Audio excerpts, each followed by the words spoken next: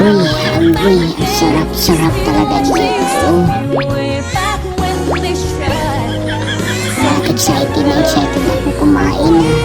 Teka lang, mag-ingat dito sa pagkain na ito.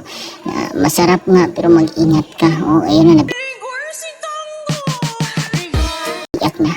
biak na talaga. Nabiak na itong durian ito. At sarap.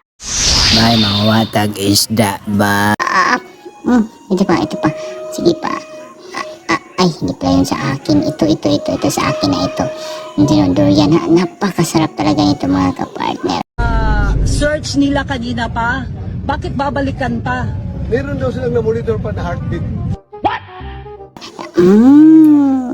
Sure, yummy.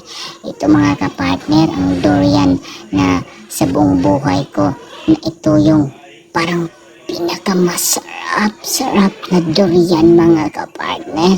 So shout out brother Rebigin Baco at sis Ann Baco, salamat po. Sobrang sarap na durian na ito, kakaiba ang lasa nito.